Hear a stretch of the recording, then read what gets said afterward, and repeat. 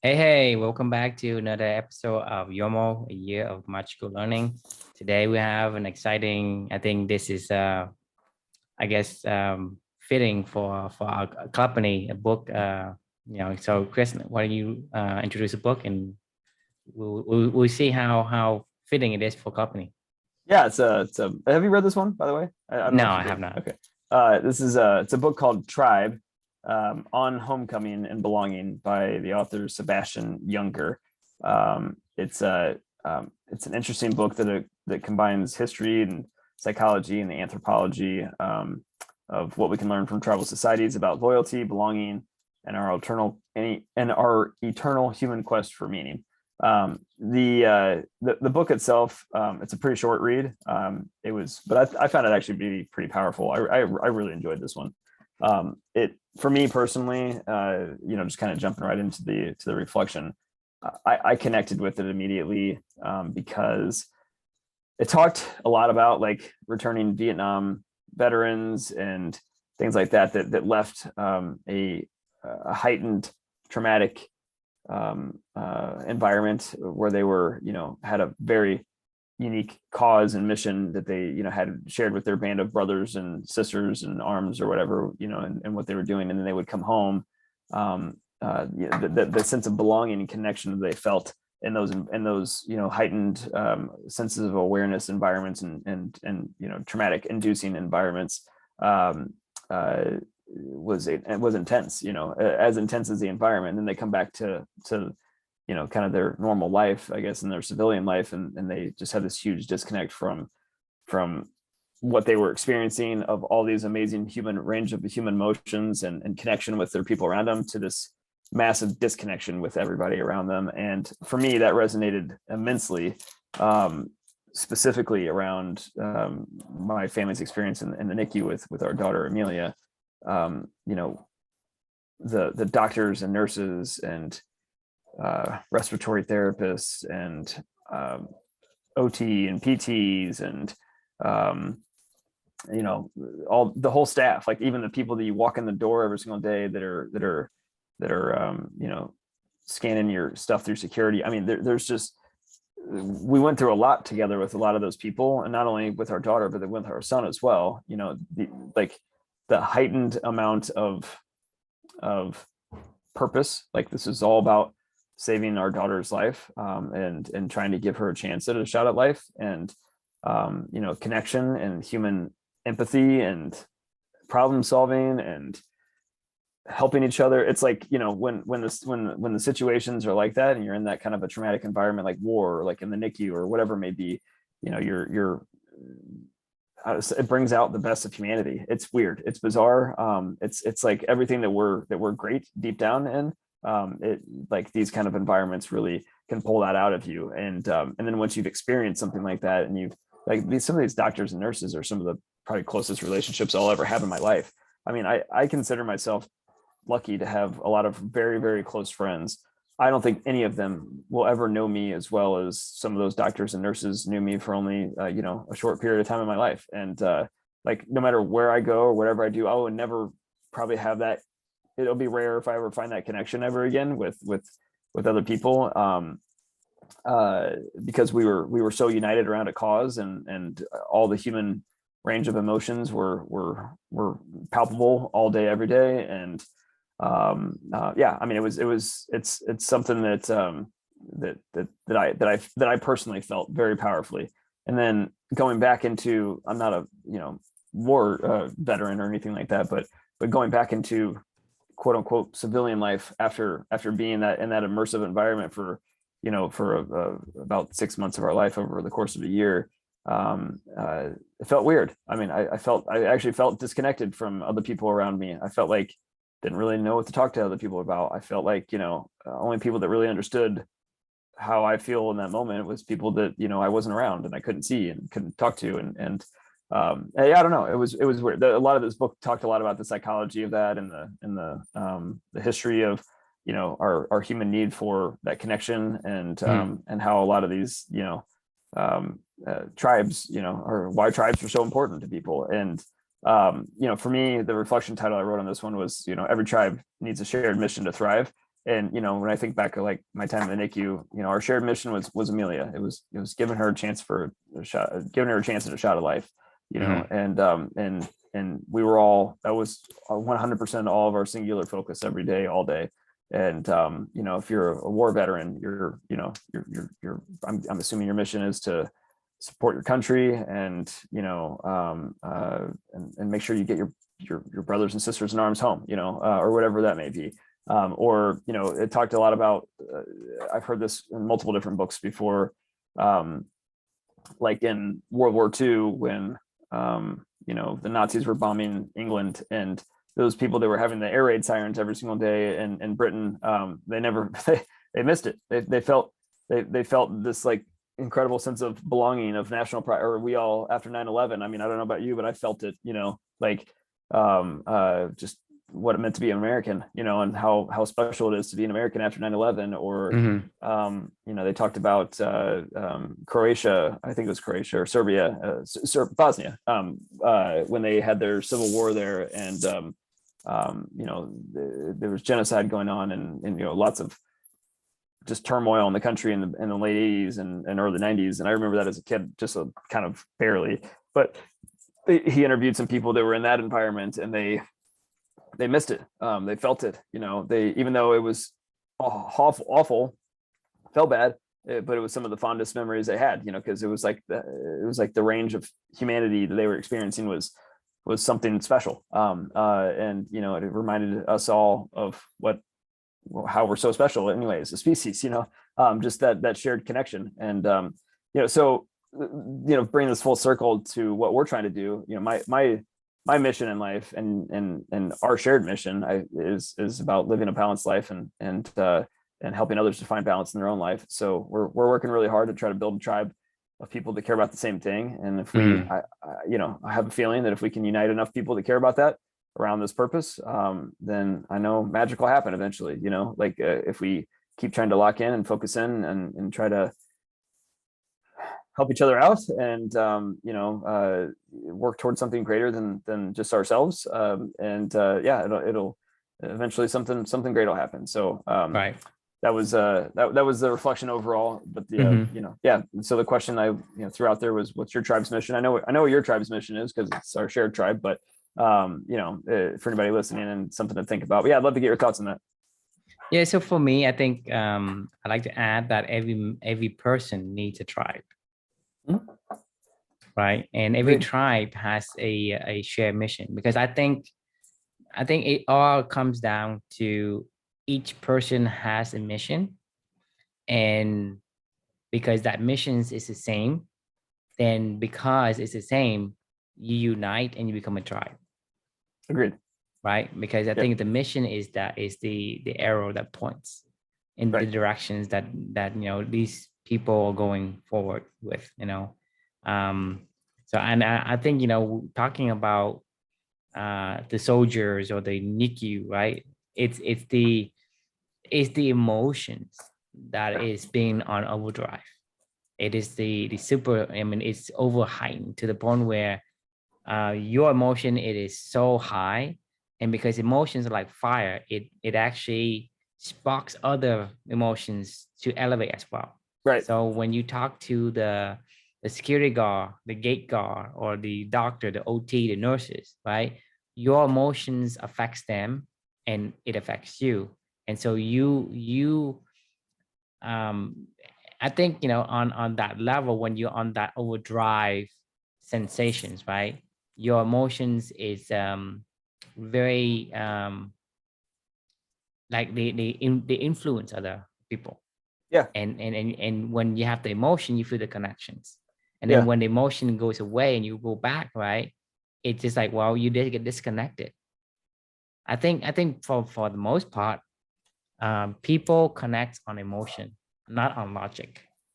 100% agree. I mean, Right. that's it's all emotion. Actually, as a matter of fact, like, I mean, I'm probably sure you've heard this phrase before, but, you know, it's like in the most trying times of your life, it's kind of when you realize, you know, you learn what your real character is, kind of thing. I mean, I know for me personally, not only did Amelia demonstrate to me, you know, what it meant to be a truly virtuous person in general, but I also, you know, discovered for myself, like, you know, what I, a lot of what I, my values that I found in that time, you know, Right. because it just naturally started coming out of you. It was almost like spontaneous. It was like, I don't know I where mean, that, to you me, know, yeah, emotion is like the I mean the most fundamental, the most foundational level of humanity. And the reason why, like, when we talk about 9/11, right? You because you are an American, you right, learn what it is like to be an American. You felt that you're American. yeah, Another country is different, but everybody did, you're yeah, American. You feel like what it is to be American because right, at the fundamental, where you are Democrats or Republicans or whatever, you stand united. You, it doesn't matter if you're, you know, an enemy or whatever. When 9/11 happened, you stand united because all the layers that's above of that emotion, right, it's been obliterated, and the only thing that's left is emotion, and that's what you connect on. So you don't bicker about the Republican versus Democrats, or this and that, because at the deep level the emotion is the same, right, and you felt the sense of, the sense a sense of belonging, right, right? So yeah, you do, you yeah, think back about on 9/11, because I can't now share you the NICU experience as much as you would have, but think about the people that is in the same concern, same outcome searching, kind of mindset. They're gonna have the same emotion as you, and that's where you connect with them, regardless whether that you've known them before. Like the nurses that you knew in the NICU, they were strangers to you before, right, but because you and they have the same mission, the same wish on that outcome, you connected at a deeper level, and right, that's why you felt like you knew them more than anyone else. and right, and like, to me, that's the sense of what humanity on a deep level is like. If you remove all the layers that you talking about, like the self-esteem and all this thing on right, top of it, right? yeah, all the Once you stupid remove shit that we that, do, right, right, then you know what humanity is really about. Because for whatever reason, that's the gene that make us this super tribe right, among all the animals and all the plants and all the other um kingdoms on earth. Is right. because we have that uniqueness to connect when things is really kind of get to the core of it. Yeah, we want to help each other. Like we want, I don't know what it is. It's like innate, like, you know, when you have a shared commonality with somebody and a shared goal and a shared mission, you want to Hmm. help. Like, I mean, like Right. it's a, like we all believe in America, otherwise we wouldn't be here, right? Right. And Right. you know, on some level, I mean, we might argue about semantics, like you said, here and there about Right. But the what that only looks like only going forward. But after that, emotional layer has been right, suppressed. exactly. Right. Once you suppress that, then the other layer comes about saying, hey, there's differences between me and you. Or I don't like the way that you look, or I don't like the way that you act, or I don't like the way that you think, whatever. It's Right, this layer, the superfluous layer that's on top of the core elements of right, what makes us human. And what makes us human is the connections. The exactly. emotions Yeah. connects us. And And I that's think, what if we that's what, can take that concept that we learn and find the people who have the same mission, you're gonna feel a sense of belonging. You feel safe. You feel angry. You feel peace. And I right, think our mission is to live life on purpose, right?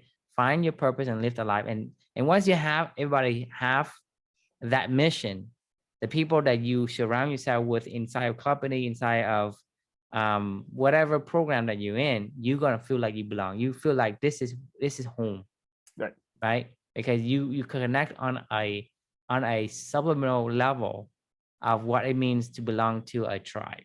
And I think right. every man, every person needs to have a tribe. And if 100%. that tribe has a shared mission, that tribe will grow, will thrive. Agreed. I also think, you know, it's the tribe's job to simulate an activity where that connection can be generated around that shared mission as well, i.e. our core values quest. Like that's supposed to be like champion people, welcoming. I think back to like my fraternity that I joined when I was in college. We had this thing called, our initiation period for like, it was like a 12-week, thing. And then the last week was what they called Hell Week, right? It really was hell. It was awful. Right. I mean, it was a disaster. And like, you didn't sleep, you took cold showers every single day, you barely ate, you did calisthenics all the time, you went on these crazy scavenger hunts, and woken up at 2 a.m. in the morning. And like, I mean, I can't even tell you all the other crap that happened to us. It was insane. But I know for a fact that if I walked into a room with any of the 24 pledge brothers that I went through that hell week with, we immediately know, I don't know what they're doing right now. I mean, some of them I probably haven't talked to and since I graduated college, or maybe even since that week, you know what I mean? Like, but no matter what, we always know, like, it's weird. As soon as you see them, you just know. Like Aaron Snow, like one of those people that hops on. Snow was one of those people that went through that process with me. Like I will always be connected to him. You initiate a deep connection with them, because when you talk about Hell Week, right? Similar to the war, like when you talk about Hell Week, you have a common enemy that makes you unite, and once you unite, you have this sense of connectivity that is beyond just like, hey, because when you're in that sense of really in overdrive state of mind, right? Your emotion is really elevated, and that allows you to connect. And once you connect, right, even now when you talk to Snow or your fraternity brothers, right, you knew them. You knew them without even talking, saying much. So same thing with people, the soldiers that fights, in Vietnam, in Korea, in Afghanistan. They're not fighting for the country. Right. They're not fighting for the country at all, because they're fighting for the people around them. Yeah. Exactly. Right. It is my platoon. It is my brothers. I'm fighting for them. I'm getting them out of here. I'm protecting them. That's the mission. Yes, in the beginning when they join, enlisted, yes, it's for the good of the country.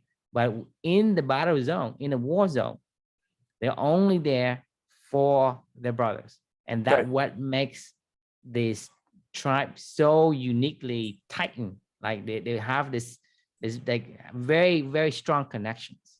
Yeah, and right? Taking it full circle to what we've done, with the whole, I don't know, with the 20 people or so that we went through the core values quest with us last year. I mean, I don't know about you, but like I'll forever be connected to the people that I mentored and led through that, and there's always that connections right. that you have, because even if they come back 10 years later, you still know them, right? At some like level that we don't really recognize on a normal day-to-day basis. Right. They were sharing experience together, and you're sharing emotions together. You're sharing vulnerability together. You're sharing. Like the further that we get apart from each other in like the social media world, like the worse it gets, because you get less vulnerable, you get more polished, you get more, like, I mean, humanity is not polished, we're not like, we shit happens, like bad stuff happens, like you're in the NICU, it happens, you're in war, it happens, you're in 9/11 happens, Hell Week at fraternity stuff happens. I mean, whatever, like, like the bad shit's gonna happen, and and humanity isn't clean and polished all the time, right? You can't always just put one particular image out there to everybody all day every day. Like when you're in these kind of environments, it breaks everything down, and it makes you it breaks down that veneer, that polished societal front, and it reveals humanity behind it, and that's what we all connect on. That's what matters. That's what we care about. That's what we want to see when we talk to people. That's what we want to hear when we talk to people. That's what we want. That's the band of brothers and sisters that we want to go into any shared mission with, is that deep, real human connection on what really matters in this world, right? Or at least what we think matters, right? So yeah, I mean, I don't know, it's so another thing I want to ask you is that how vivid do you remember your Hell Week? incredibly vivid. I mean, Exactly. like That's my point. When you yeah, have the strong connections, the elevated emotions, your right, emotions, your memory becomes so vivid. You're right, gonna remember forever. That's the only thing. Like the people that fight in the war, right? They will remember like exactly like as if it were yesterday. The clearliness of the memory. It is right. being like etched deep into the memory. Yeah, you're right. So when Trauma we and pain and suffering definitely does its job to make you remember that. yes, it's And very vivid. right, I mean, yeah. and your health week was like 15 years ago, Oh no, longer than that. 2003. So what year? 19. 19 years. Jesus Christ, like that's Yeah. crazy. Yeah. Just imagine how vivid that memory is after 19 years. That means that that is a a very strong connections you made, Yeah, and right? I mean, hell, I'll never forget where I was when 9/11 happened. I mean, I'll never forget. Yes, Like, exactly. I mean, You knew exactly where you stood when you saw it.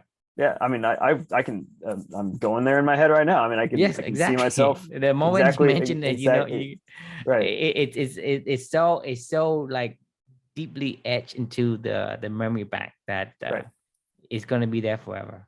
Yeah, and you remember the people you were around then too, and you remember, Yes. yeah. So no, tribe is important, obviously. Like, it's what we're trying to build, and we don't want, and we're taking great pains to make sure that we do it right, and that we build it for generations to come of what we're trying to do, and not just for today, and for some sort of a quick win or something like that. Like Mm-hmm. this is about trying to help sustain people to live a balanced existence for and to do their life on Right. purpose, like for as Find long as their they can. purpose and live it Right, on purpose. right, right, Live the purpose that they set out to, find out who they are and live that life, right? right, right, And that to me, if everybody's doing that, we have a tribe, and we have a tribe that's going to last for many thousand years to come. right. Because to Hopefully. me, what's the point of um being alive, right? Is that Right. you're gonna allow your life to float aimlessly, or is there something you want to do, you want to achieve, to fulfill? I think we all want to achieve something and do it with people we like, Yeah, so I mean, we all want to yeah, belong. For right, whatever reason, we have that gene of wanting to belong, and in order for us to belong, the best thing I've seen so far is belong to a band of brothers, a tribe of forces, people with the band same of mission. people, a band of people, because Well, it I could be mean, women like, too. Yeah, yeah. I'm I know, referencing the I know. band of brothers, Yeah, as the saying goes, but right, it's the people around you. right, That's what I mean. But that makes you, to me, that makes you have a fulfilled life. To me, that's the key. The key yep, is the people that you live with and you hang out with, interact with, not just, okay, I did this. Well, what's the matter if you do something really great, right? Really, like the greatest thing, and have no one to tell about. How would that make you feel? You can't tell anyone about it. How would it pretty, make you feel? pretty awful actually. I mean, like Yes. I actually was thinking about that this morning, randomly. It's funny you bring that up because I'm doing the whole Wim Hof month challenge that I'm doing right now, Mm-hmm, and mm-hmm. after I get done with my breathing exercises, which I'm actually starting to enjoy, we can talk about that after this. The you're supposed to, like, supposedly in the book he talks about like how you can do a lot of push-ups right afterwards because your body feels like great, and you just have like this extra level of capacity that you don't even know. Mm-hmm. So like as soon as I get done with the breathing exercises, I've been doing like as many like push-ups as I can do until fatigue, just in Mm-hmm. one, just in one straight swoop, not like no pauses, no, just until I literally am like, I can't do another push-up. Mm-hmm. So before I started this whole challenge, this is relevant to what you were just talking about in a second here. Before I started this whole challenge, I mean, I do push-ups like every day in general, but like Mm-hmm. it's uh maybe I could get to like 35, or something like that before I would start to feel that fatigue where I need to like take a pause and like even just like Mm-hmm. just sit back or something like that for a second or whatever before I Right. resumed. Well, the past today I did 58, like, and Wow. I was like, shit, like, I was like, I haven't done that since I was like a kid. And it was right after, and it's been increasingly going up and up and up every single day that I've been doing this stuff. And I say this because you just mentioned, like, I thought about that exactly. I was like, man, I'm actually excited to tell Drew about this, Yeah. because I Yes. know my wife doesn't give a shit, and I was like, but to your point, like, if I didn't have Yes. somebody to tell that to, or to share these challenges with, or to Yes. do other things with what's the point? I mean, Yes. yeah, I'm impressed, and I'm going to continue to do these things, and but at the same time, it's more fun when you, It's just not as fun if you can't tell right, somebody, right, right?